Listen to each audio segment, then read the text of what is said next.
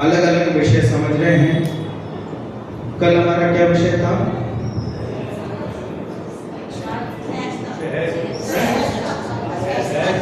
सहजता। सहजता जीवन का आधार। उसमें हमने कई सारे विषय हमने देखे, कई सारे तर्क हमने देखे कि जीवन में सहजता का होना कितना जरूरी है। सहजता से थोड़ा सा मिला जुला विषय है आज का अपना वस्तु स्वातंत्र। वस्तु स्वातंत्र विषय को समझने से कर्तृत्व बुद्धि जो हमारी है, जो कल सहजता का विषय सुनने के बाद भी जो थोड़ी बहुत बुद्धि हमारी रह गई होगी कर्तृत्व की, वो बुद्धि भी वस्तु स्वतंत्रता को आप समझ लेंगे, वो बुद्धि भी छूट जाएगी। वास्तविकता समझ में आने पर तो कर्तृत्व का भार दूर होना चाहिए। यही सच्चा मार्ग है। अध्ययन मनन का फल भी यही है, शास्त्र स्वाध्याय आदि का फल भी यही है। देखिए, तप, संयम, त्याग, स्वाध्याय, ये सब मार्ग है कि मार्ग फल है? मार्ग है कि मार्ग फल है? मार्ग है कि मार्ग फल है? ये मार्ग है। मार्ग फल क्या है? मोक्ष। मोक्ष उसका फल है। तो ये तो रास्ते हैं। स्वाध्याय, तप, संयम, त्याग आदि को हमने सर्वथा मान लिया तो कहाँ खड़े रहेंगे? कहाँ खड़े रहेंगे? मार्ग का मतलब क्या है? रास्ता। रास्ते में खड़े हो जाएंगे, रास्ते में खड़े रहेंगे। इनके माध्यम से जहां तक पहुंचना है वहां पहुंचना है। मुख्य उद्देश्य तो वो होना चाहिए। जिस मार्ग में हम निकले हैं उस मार्ग की महिमा करना, उस मार्ग की तारीफ करना, और उसी मार्ग में अटके रहेंगे तो जहां तक पहुंचना है वहां तक हम पहुंच नहीं पाएंगे। तो इसलिए इन सब का मुख्य फल क्या है ये समझना बहुत जरूरी है। शास्त्राभ्यास बहुत बढ़िया है, स्वाध्याय बहुत बढ़िया है, पर कब तक? कि जब तक स्वभाव की प्राप्ति का अवलंबन उससे होता हो तब। ठीक है? बोलो गौरव जी, अभी तो सीढ़ियों का अनुभव आपको, अभी से आपसे ही पूछता हूँ। ऊपर छत पे जाना है, लिफ्ट भी नहीं है, सीढ़ियाँ भी नहीं है, तो सीढ़ियाँ लगा करके आप उस पर चढ़े। जैसे ही छत आ गया, अब क्या करोगे? अब क्या करोगे? कि नहीं सीढ़ी, भाई सीढ़ी तो मेरा मित्र है, इसके बिना मैं ऊपर तक कैसे पहुंच सकता? सीढ़ी के बिना मैं पहुंच नहीं सकता। ऐसे सीढ़ी की महिमा करके अगर सीढ़ी में ही बैठे रहेंगे तो छत पे जाने का हमारा प्रयोजन कभी पूरा हो पाएगा? कभी नहीं हो पाएगा। तो सीढ़ी का प्रयोजन तभी तक है जब तक हम छत में पहुंच रहे हैं, और जैसे छत पे पहुंच गए उसके बाद सीढ़ी का काम नहीं है। साहब ये तो कृतज्ञ है, उपकार भूल गए। जैन धर्म तो स्वार्थी होना ही सिखाता है। क्या? जैन धर्म तो स्वार्थी होना ही सिखाता है, लेकिन जगत में जो हम स्वार्थी बोलते हैं उसका अलग अर्थ है। लेकिन जैन दर्शन में जो स्वार्थी कहते हैं उसका अलग अर्थ है। अपना प्रयोजन देखना, अपना सुख देखना, ये बहुत जरूरी है। इसलिए सीढ़ी का काम तो वहीं तक है। ऐसे ही जो भी धर्म पालन हम कर रहे हैं अनंत जी, जो भी हम प्रयास कर रहे हैं, इन सबका उद्देश्य है कि एक आत्मा में स्थिर होना, एक आत्मा रूप अपने आप को मानना। ठीक है? लेकिन वो काम नहीं हो रहा। निरंतर इन्हीं काम में करते रह रहे, इन्हीं कामों को करते रह रहे, इन्हीं कामों को करते रह रहे हैं। इसका मतलब हम रास्ते में ही हैं। क्या नाम बेटा? अनुव्रत। क्या बात है, तो बड़े ध्यान से सुन रहा है। इतने कम उम्र में जनवानी सुनने में। हाँ, बहुत बढ़िया बेटा, बहुत बढ़िया। बात समझ में आ रही ना? तो सही मार्ग को समझना है। तो ये वस्तु स्वतंत्र जब तक समझ में नहीं आएगा तक नहीं पहुंच पाएंगे, हमें जहां पहुंचना है। देखिए, जिसने बताया जगत को प्रत्येक कण स्वाधीन है, करता न धरता कोई है, अणु अणु स्वयं में लीन है।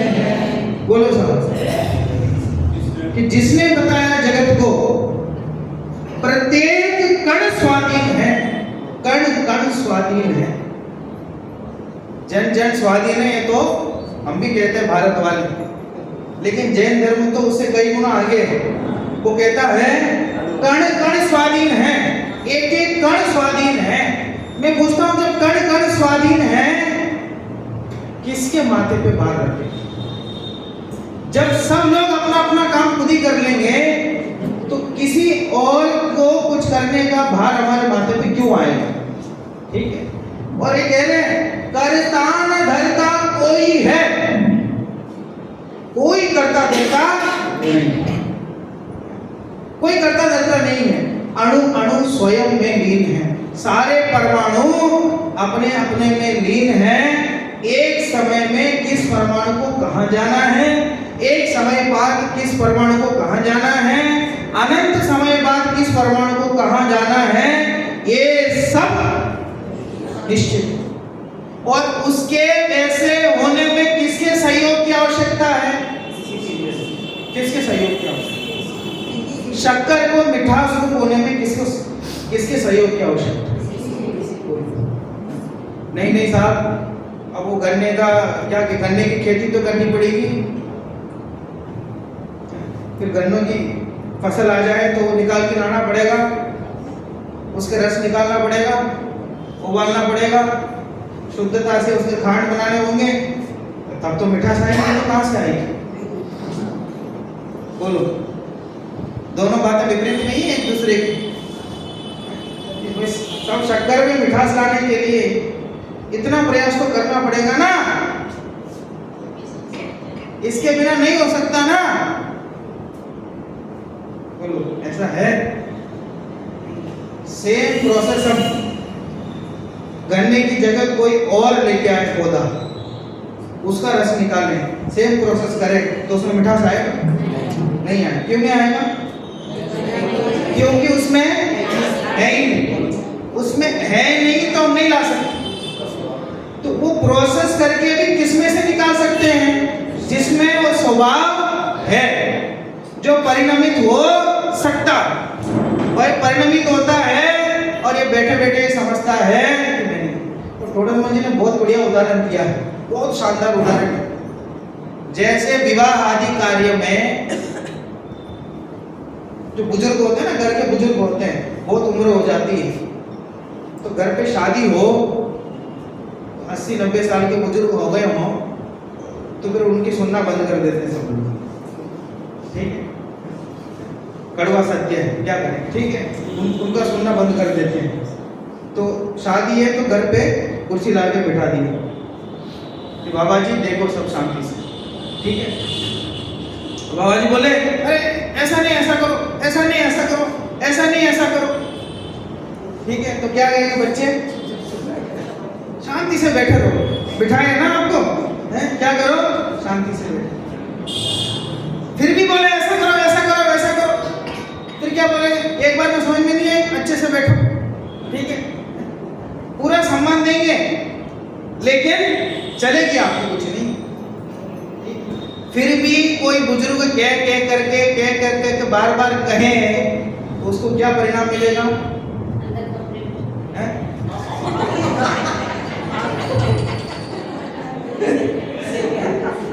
तो वो कह रहे हैं, सुनो, बार बार फिर भी कहते रहे तो अंदर से दुखी होगा। क्यों? उसका कहना कोई मानेगा नहीं है। उस बुजुर्ग की तरह हम सब हैं कि वस्तु व्यवस्था अपने आप चल रही है, अपने आप चल रही है, और उसे हम मानते हैं कि ऐसा करो ऐसा करो, वैसा करो ऐसा करो। कहते हैं हमारी चलती नहीं है, तो बैठे बैठे दुखी हो। विचार करने की बात, क्या एक एक परमाणु को भी कुछ सहयोग की आवश्यकता नहीं है। वो श्लोक निकाले, उसमें ऐसा बताया गया, असहाय असहाय है। ये वाला हाँ, थोड़ा और जूम कर दो ना। हाँ, तत्व सल्लाक्षणिकं सन्मात्रं वा यतः स्वयं सिद्धं तस्मादनादिनिधनं स्वसहायं निर्विकल्पं च। क्या कह रहे हैं? तत्व अर्थात पदार्थ अर्थात हर द्रव्य सत लक्षण वाला है। पहले क्या बताया? सत लक्षण वाला है। सत है, सत माने सत्ता, सत माने सत्ता है। सबकी अपनी अपनी सत्ता है, बिना सत्ता के कोई है ही नहीं, इसलिए किसी की चिंता करने की आवश्यकता नहीं है। सबकी अपनी सत्ता, सबकी अपनी अपनी संपत्ति है। अच्छा, संपत्ति में कोई भेद है? बोलो, आपके पास कितनी संपत्ति है? कोई नहीं बताएगा। बोलो साहब, बच्चे साहब, अरे बताने वाली संपत्ति कितनी है? कोई नहीं, मैं पूछ रहा हूँ, आपके पास जो संपत्ति है और मेरे पास जो संपत्ति है, दोनों में अंतर है कि नहीं? संजय जी, है ना? हाँ, अंतर है ना? अंतर है? नहीं है? तो ये कह रहे हैं कि दोनों की सत्ता में कोई अंतर नहीं है। आप भी सत लक्षण वाले हो और मैं भी सत लक्षण हूं। ठीक है? ये जो अंतर दिखाई दे रहा है, ये क्या है? ऊपरी है, ये बाहर का अंतर है। जैसे आपकी सत्ता है वैसे मेरी सत्ता। जैसे आपकी सत्ता है, ऊपर शांतिनाथ भगवान बैठे, दोनों की सत्ता में अंतर है क्या? कुछ कोई अंतर नहीं है। तो कल से आप ही पूजा करेंगे? अरे स्वभाव से देखें तो किसी की कोई सत्ता में अंतर पड़ने वाला नहीं है।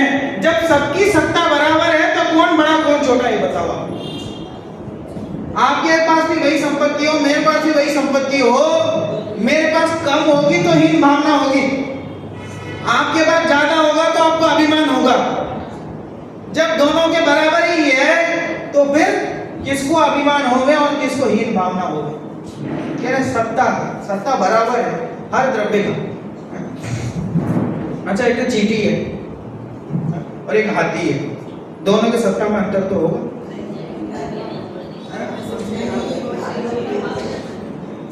बोलो, चींटी भी बराबर है और हाथी भी बराबर है, ये जय दर्शन है। कह रहे दोनों की सत्ता बराबर है, दोनों की संपत्ति बराबर है। तो चींटी अपने लिए वो क्या है? आगे क्या कह रहे? सतमात्र है, स्वतः सिद्ध है। क्या बताया? स्वतः सिद्ध है। किसने बनाया इसको?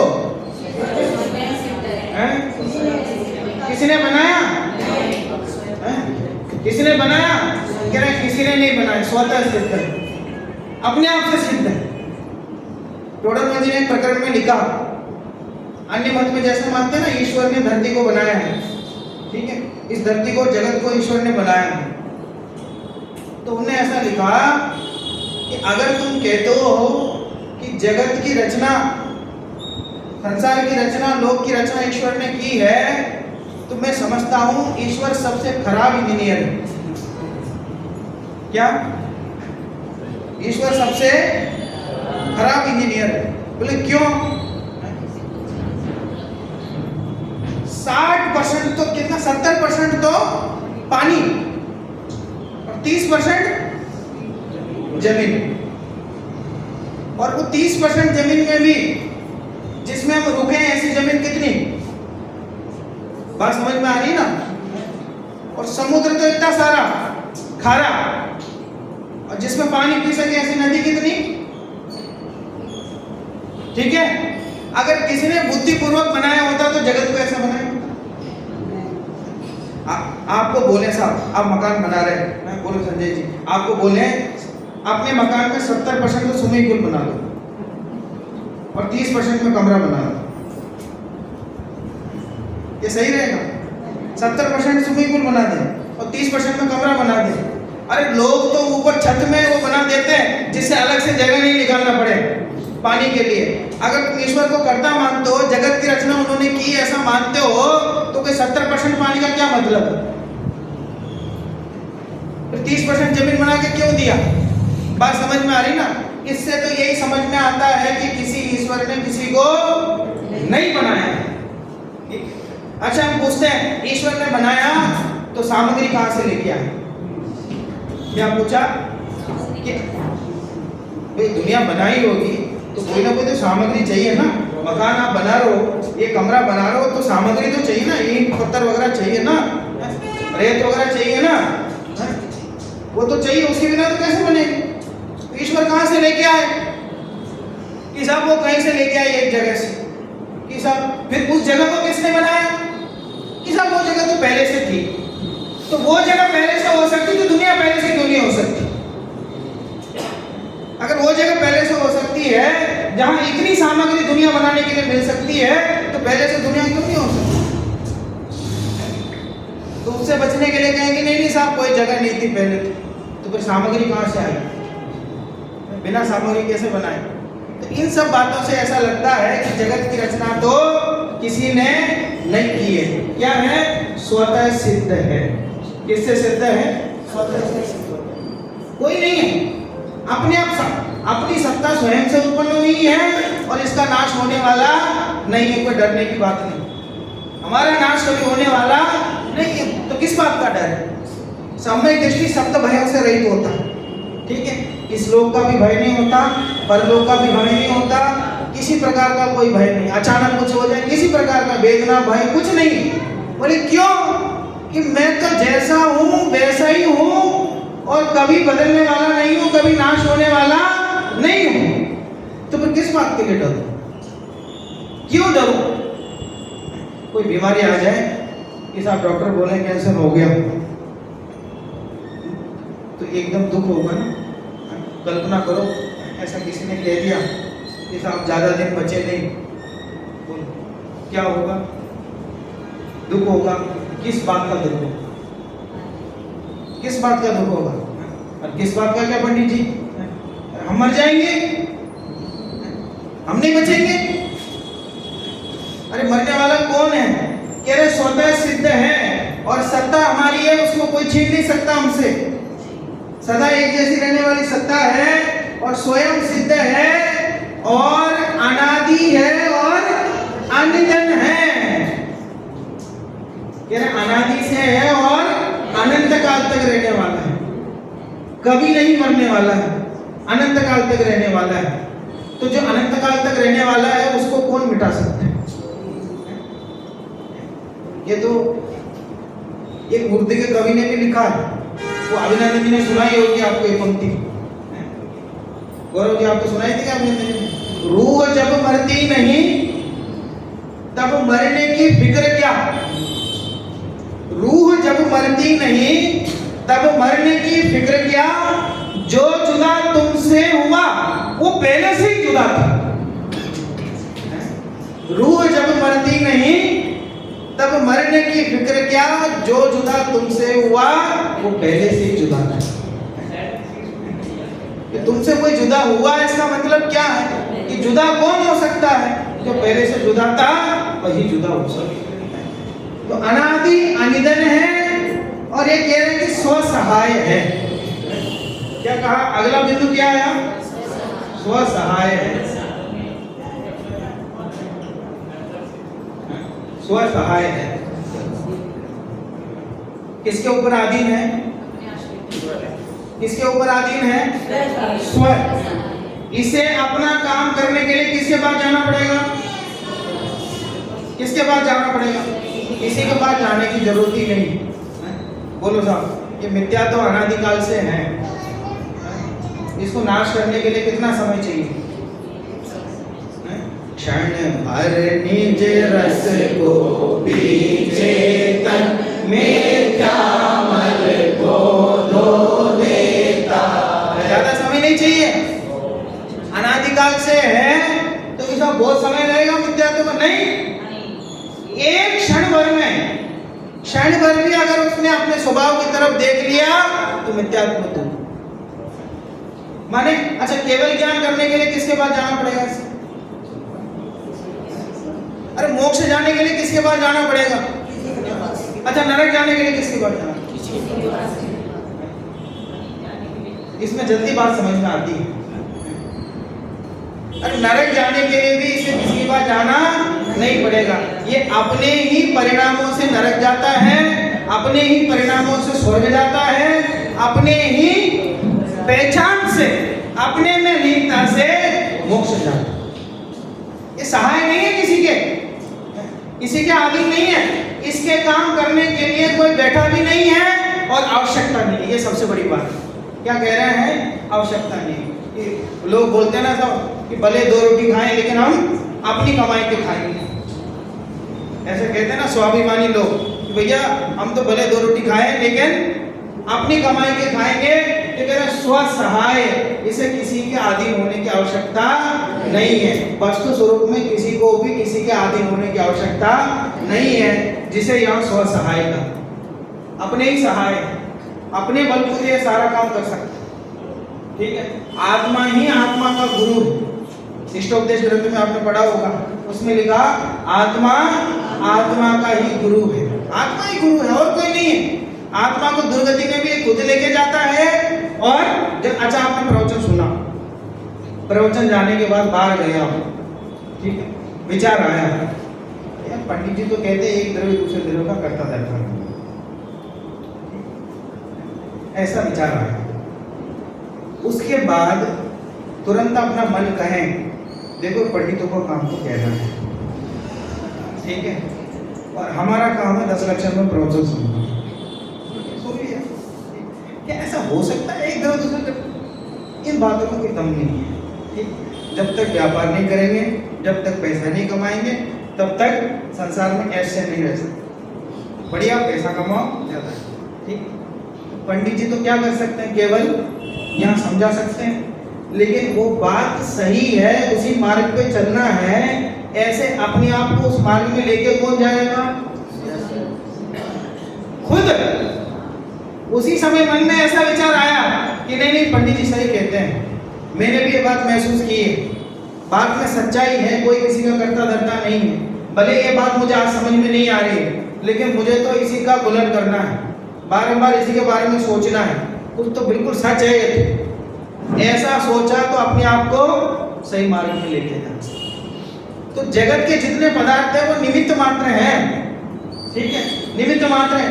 बारिश हो रही है तो जो किसान बराबर उसको खेती बाड़ी का लाभ ले लेगा, इस पानी का लाभ ले लेगा, उसको फसल मिलेगी। जो सोता रहेगा उसका लाभ नहीं उठाएगा तो उसको अनाज नहीं मिलेगा, फसल नहीं मिलेगी। तो ऐसे ही जगत में जितनी चीजें हैं वो सब निमित्त मात्र है। शास्त्र भी, विद्वान भी, सब लोग आपको कह सकते हैं, लेकिन आपको उस मार्ग में ले जाने के लिए अपना ही पुरुषार्थ लगाना पड़ेगा, अपने आप से लेके जाएंगे। अच्छा नरक कैसे जाते हैं? नरक जाने का कारण क्या है?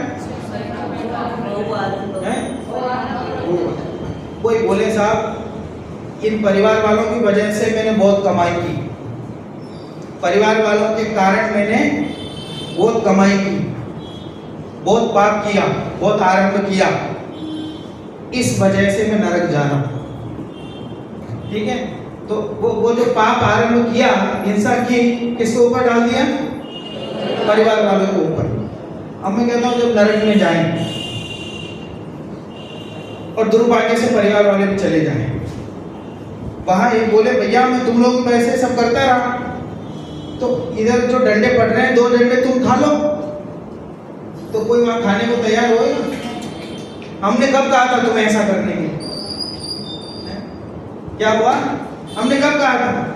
अरे भैया तुम उनका कारण दिखा के, इनका कारण दिखा के, ऐसा करके तुम खुद जो परिणाम कर रहे हो, उस हो सकता है तुमने उनके लिए पाप किया हो, हिंसा की हो, परिणाम में आकुलता ले आए, इस वजह से नरक गए, और उनके परिणाम अच्छे रहे तो स्वर्ग चले।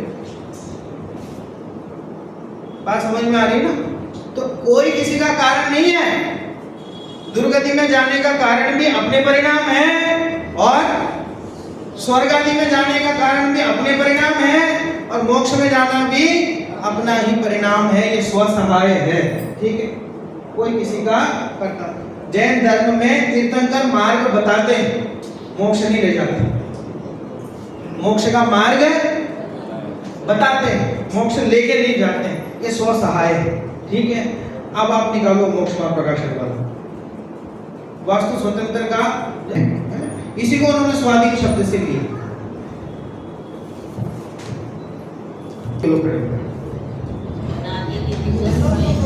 हाँ,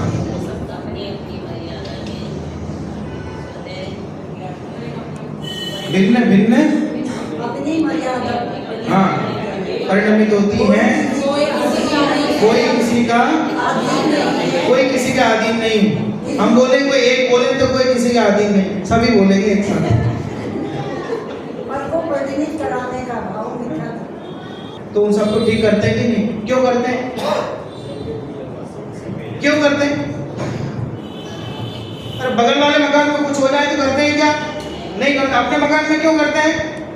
क्योंकि इसे हमने बनाया है, हमने बनाया इसलिए इसकी चिंता करते हैं, इसकी रखवाली करते हैं।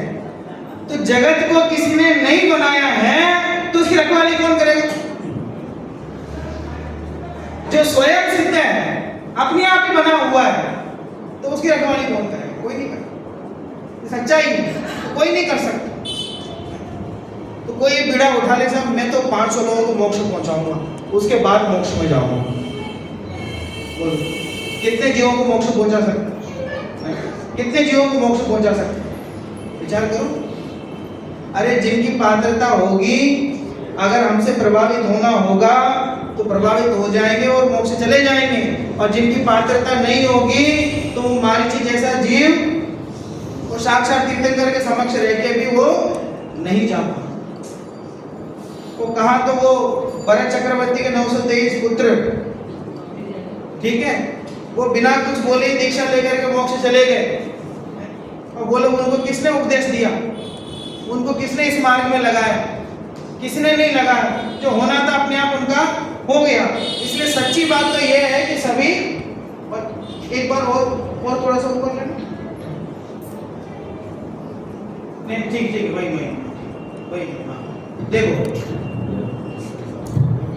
यहाँ, परंतु अनादि निधन वस्तुएं भिन्न भिन्न अपनी मर्यादा सहित परिणमित होती हैं, कोई किसी के अधीन नहीं है, कोई किसी के परिणमित कराने से परिणमित नहीं होती है। उन्हें परिणमित कराना चाहे वह कोई उपाय नहीं है। पर आगे का शब्द सुनना, वो और बढ़िया है। अगर कोई उन्हें परिणमित कराना चाहे वह कोई उपाय नहीं है, वह तो मिथ्या दर्शन है। उदाहरण दिया बालक का, जैसे कोई गाड़ी चल रही हो तो बालक हाथ लगाए और ये माने कि इस गाड़ी को कौन चला रहा है? मैं चला रहा हूं। और जब गाड़ी रुक जाए तो बहुत रोता है, कहता मेरी गाड़ी रुक गई। तो जब गाड़ी अपने आप चलती है तो उसमें हाथ लगा के ऐसा मानता है कि मैंने चलाया। अब ये बताओ कि परिवार को, अपने परिवार को कौन चलाता है? बोलो, प्रवचन कौन कर रहा है? मैं मान लूं कि मैंने बहुत अच्छा प्रवचन किया, ये सही है कि गलत है? सही है कि गलत? व्यवहार निश्चय मत लगाओ ऑफिस में। व्यवहार निश्चय लगाया तो बात का आनंद ही खत्म हो जाता है। वहीं अपेक्षा लगा दी तो बात खत्म। अपेक्षा नहीं लगाना। अभी तो एक बार जो सच बात है उसको जुबान तक आने दो, वस्तु स्वरूप की बात को जुबान तक आने दो। वो बात जुबान तक आती नहीं है, उससे पहले अपेक्षा लगा देते हैं। ठीक है, किसी को जोर से चाटा मारे, फिर बोले भैया मैंने तो इस अपेक्षा से मारा था तुमको, तब समझाते हैं क्या? अरे जब बाद में झगड़ा बढ़ जाता है, सब हो जाता है, फिर बाद में जब समझाइश होती है, वो आके बैठता, हम बैठते हैं, तब समझाते भैया मेरे मारने का कारण ये था। उसी समय मारे और अपेक्षा बताते जाए। अच्छा लगता है क्या? और जिस समय जो काम कर रहे हो उस काम को शांति से कर लो, अपेक्षा बाद में समझ लेंगे। ठीक है, अगर ये मैं मान लो कि मैंने प्रवचन किया, अच्छे बुरे की तो बात ही नहीं कर रहा हूं अभी मैं, अच्छे बुरे की तो बात ही नहीं कर रहा हूं मैं, इतना ही मान लो कि प्रवचन मैंने किया तो मेरी मान्यता सही है क्या? मिथ्या मान्यता। हाँ, जोर से बोलो जरा, सही है कि क्या? मिथ्या है कि सही है? सम्यक तो है। मिथ्या मान्यता है कि क्यों? कि कह रहे आदि निधन वस्तु है, कि शरीर है, ये वाणी है, ये वचन है, पुद्गल रूप है, ये अपने आप ये वस्तु अपनी अपनी मर्यादा सहित परिणमित हो रही है। मर्यादा के बाहर जाने को किसी का अधिकार नहीं है। पुद्गल अपनी मर्यादा लांघ करके जीव का काम नहीं कर सकता, जीव अपनी मर्यादा लांघ करके पुद्गल का काम नहीं कर सकता। धर्म अदर कोई द्रव्य किसी की मर्यादा लांघ करके कोई काम नहीं कर सकते हैं। मेरे ज्ञान गुण में मेरा ज्ञान गुण ज्यादा हो जाए और आपका ज्ञान गुण कम हो तो मैं अपने ज्ञान गुण निकाल करके आपको दे दूं थोड़ा सा, है? बोलो, ऐसा हो सकता है? ऐसा हो सकता है? ऐसा नहीं हो सकता, लेकिन मानते तो ऐसे हैं। जब बाहर मिलते हैं, पंडित जी बहुत अच्छा समझाया आपने, बहुत अच्छा ज्ञान दिया आपने, बहुत अच्छा ज्ञान दिया। अरे कोई अपना ज्ञान दूसरों को दे सकता है? आपका ज्ञान अपने आप परिणमित हुआ, धर्म के समझ रूप परिणमित अपने आप हुआ, और मेरा ज्ञान अपने आप समझाने रूप हुआ। इसमें ना आपके ज्ञान का कोई रोल है, इसमें ना मेरे ज्ञान का रोल है। अब देखो वस्तु स्वरूप कैसा एकदम स्वतंत्र है। बस समस्या कहाँ आती है? जहाँ बोलने की कोशिश करते हैं, संसारी जनों में जब बोलने की कोशिश करते हैं ना, तो सच्चाई को छुपाना पड़ता है। वस्तु स्वरूप क्या है? वस्तु स्वरूप को केवल अनुभव करो, आप अनुभव करो बस। संसार में रहते हुए अगर पूर्ण सुखी हुआ जा सकता होता तो सिद्ध भगवान क्यों जाते? या संसार में रह करके पूर्ण सुखी नहीं हो सकता? वस्तु स्वरूप तो भैया उसका आप विचार करो और आनंद लो। वस्तु विचारत ध्यावते मन पावे विश्राम, वस्तु विचारत ध्यावते मन पावे विश्राम, रस स्वादत सुख उपजे, रस स्वादत सुख उपजे, अनुभव तापो नाम। कि विचार तो करें वस्तु स्वरूप को, कितना विश्राम मिलता है, कितना आनंद मिलता है, कितना सुख मिलता है। ये तो महामंत्र है, रोज नवोकार मंत्र पढ़ते हैं ना 9 बार, ऐसे बोलने लायक है। अनादि निधन वस्तुएं भिन्न भिन्न, बोलिए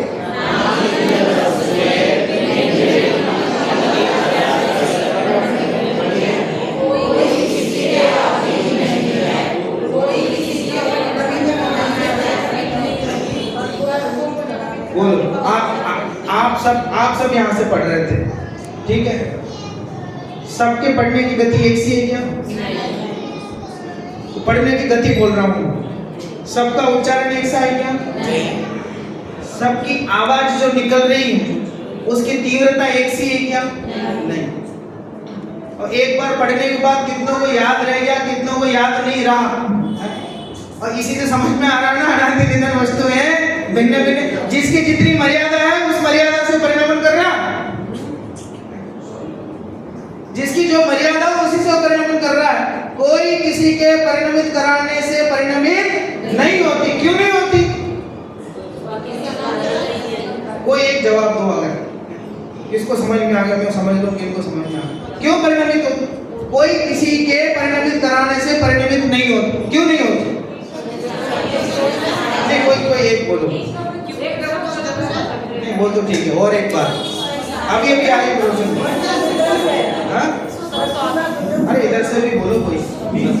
हाँ, सबकी सत्ता अलग अलग। और हाँ, स्वतः सिद्ध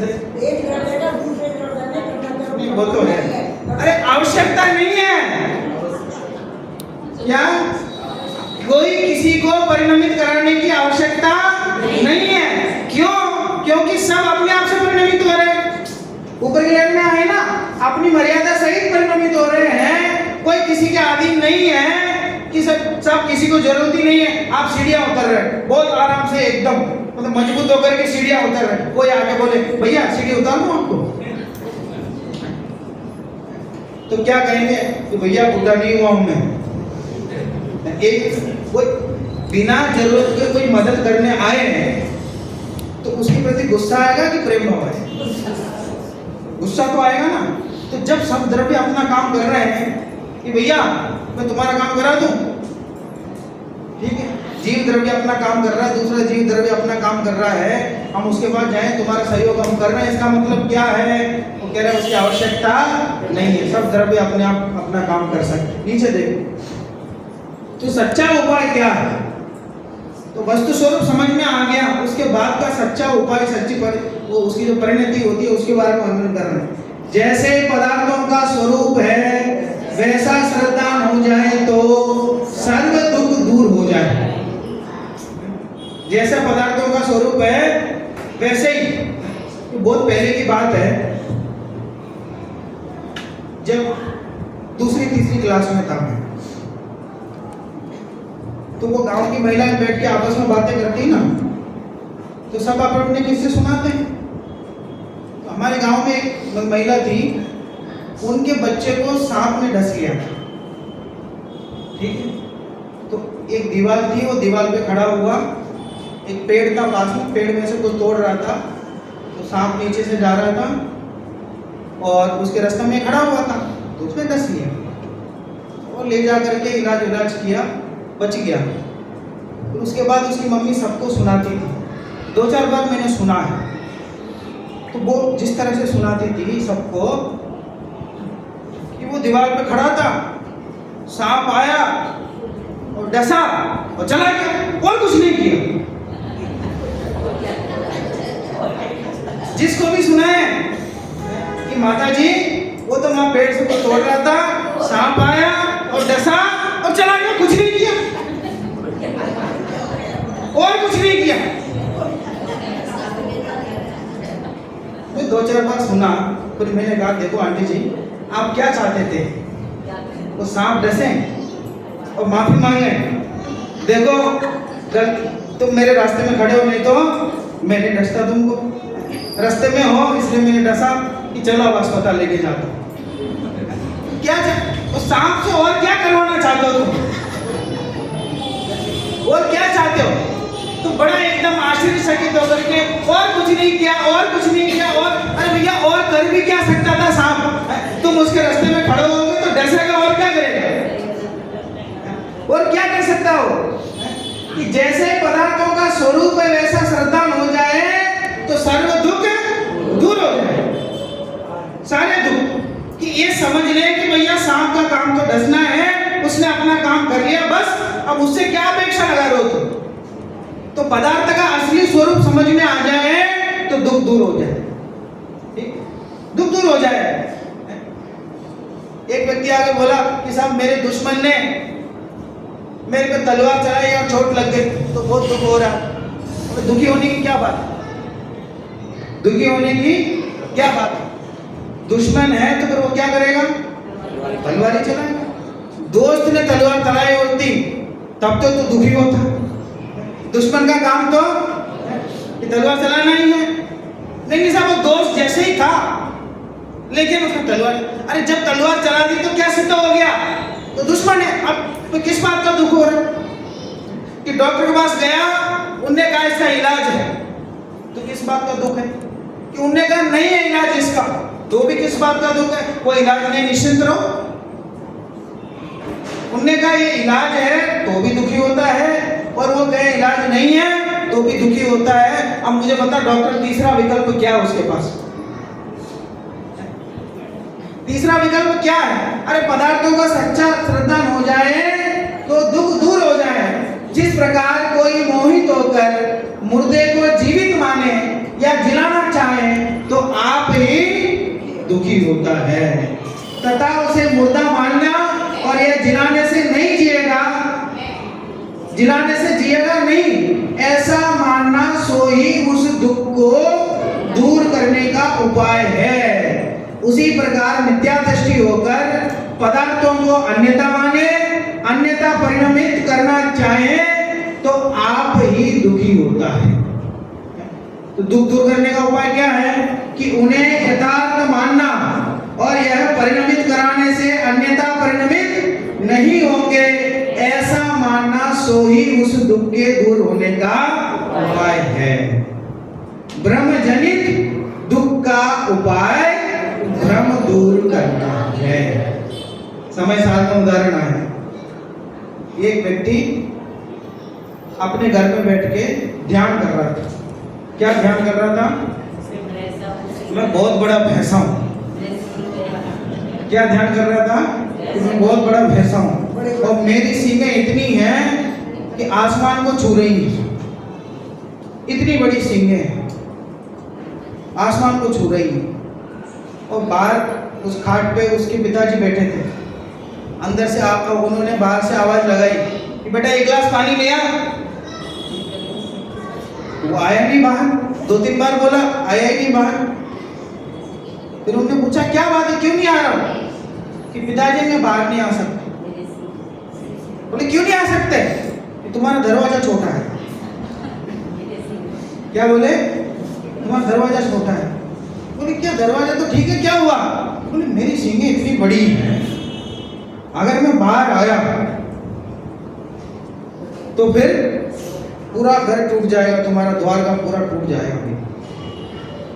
क्या किया जाए बताओ? क्या इस समस्या का समाधान क्या है? किसी को बुलाएं, क्रेन मंगाएं, सीख को काटें धीरे धीरे एक करके। सब जो दुनिया में जितने अच्छे अच्छे इंजीनियर हैं उनको इकट्ठा करें, उपाय पूछें इनसे, भैया क्या निकल सकता, इसका उपाय क्या है? इसका उपाय क्या है? ठीक है, पापा है और हिंदुस्तानी पापा है। एक चाटा खींच के लगाया, कहां सिंह है? ठीक है, चल चुपचाप बाहर। ठीक है, तो जो सारी सींगें जितनी थी वो सब चली गई। ठीक है, ऐसे ही वो जो दुख है, हमारा दुख, वो दुख कैसे दूर हुए? वो भगवान ऊपर से आवाज लगा रहे हैं, सिद्ध भगवान, चल भाई संसार छोड़ के बाहर आ जा। तो कहता है नहीं नहीं, बहुत जिम्मेदारी है, अभी बहुत काम है, बहुत काम है, बहुत परिवार का ये काम है, बच्चे का काम है, वो काम है, ये काम है। ठीक है, मैं आ जाऊंगा बाहर तो कैसे चलेगा काम?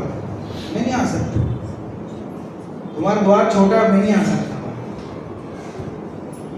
तो लेकिन अब वहां उदाहरण में तो कोई आकर के समझा गया बाहर करके, लेकिन रियल में ऐसा होने वाला नहीं। तो रियल में तो आपको खुद को ही समझना पड़ेगा कि ये सब भ्रम है। जो कर्ता बुद्धि हमने मान रखी है, जिस किसी की भी हो, अकेले परिवार की भी, सब चीजों की, उन सब में जब तक ऐसी मान्यता नहीं होगी कि इनका कर्ता धर्ता मैं नहीं हूं, ऐसा भ्रम नहीं टूटेगा, तब तक दुख दूर होने वाला नहीं है। जब तक भ्रम रहेगा तब तक दुख रहेगा। अब बताओ, उसकी कोई सत्ता ही नहीं है। मिथ्या तो कहाँ है? मिथ्या तो किसमें? किसमें मिथ्या तो किसमें? हमारी सत्ता में है, आत्मा के गुणों में है? नहीं है। फिर कहाँ है? अरे जिसकी सत्ता ही नहीं है वो हमें इतना दुखी कर रहा है, जो है ही नहीं है वो हमें दुखी कर रहा है। अंदर के कमरे में लाइट नहीं है, वो रस्सी लटक रही है और बच्चे ने देख लिया, वो कह रहा है सांप है, मैं अंदर नहीं जाऊंगा। अब बताओ, उस बच्चे को सांप डरा रहा है क्या? उस बच्चे को कौन डरा रहा है? वो बच्चा तो सांप से डर रहा है, तो सांप तो है ही नहीं, तो कौन डरा रहा है उस बच्चे को? खुद ही डरा रहा है अपने आप। वो भ्रम, उसका जो भ्रम है वो डर रहा है। वहाँ सांप भी नहीं, सांप की सत्ता ही नहीं है। ऐसे ही जिसकी सत्ता ही नहीं है, मिथ्यात्व जिसे हमने बना रखा है, जिसकी वजह से दुखी हो रहे हैं, बस उस मिथ्यात्व नामक भ्रम को तोड़ना है कि मैं किसी को सुखी दुखी कर सकता नहीं। ये भ्रम टूट जाएगा तो तुरंत में किसी का करता धरता नहीं, सब काम अपने आप हो। स्वयं इस जगत का सब काम हो रहा ऐसी मान्यता अगर पक्की हो जाए तो उसी समय सम्यक हो जाए, भ्रम दूर हो जाए। यही इस वस्तु स्वतंत्र को समझने का सच्चा लाभ है। ऐसा लाभ हम सबको प्राप्त हो इसी मंगल भावना से।